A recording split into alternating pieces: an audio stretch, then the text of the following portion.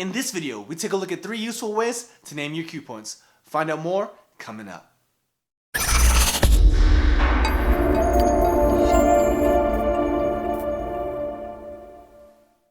Thank you for watching PDot TV, where you'll find tips, tricks, and tutorials for DJs and music performers. Now let's get into the video.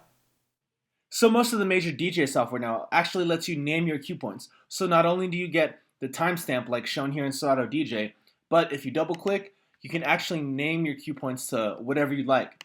So here are my top 3 useful ways to name your cue points. So in this example, we're using the A$AP Rocky song, Fucking Problems.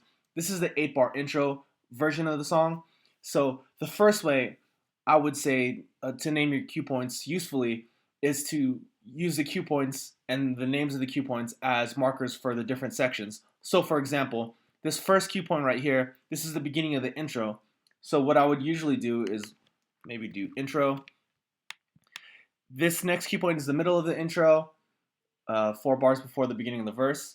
And then this blue one right here is the beginning of the first verse. So I would change that to verse 1. And so on and so forth. This yellow one is the beginning of the hook. So maybe hook. And then this last one is the end. The green one's the end. So I'll do mix out because that would be your usual mix out point. So that's one way to do it. This is really nice because you have a visual representation. You can just look up at your computer real quick, see, oh, the verse is coming up or the hook, or I don't know if you have like a bunch of different cue points because now you get 8. You can see exactly where you want to jump, and it's a lot easier to have an understanding of where you're jumping to in the song because you get to name it by the actual part of the song.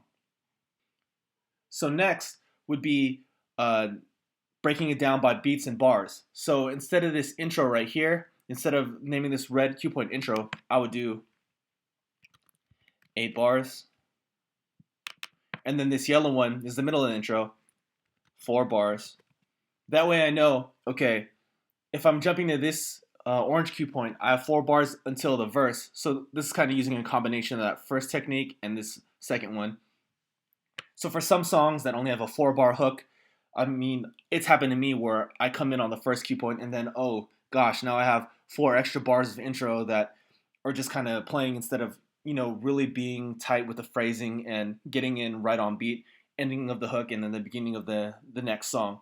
So naming your cue points by how many beats or bars can be really helpful. So the same thing we could do about this this hook as well. So this yellow cue point, I could do 8 bars for the 8-bar hook, etc. Now, my final way to name cue points would be naming it based off of, lyrics or certain parts of songs that everybody loves. And of course, if you've heard this song enough times, you know that everybody loves this part.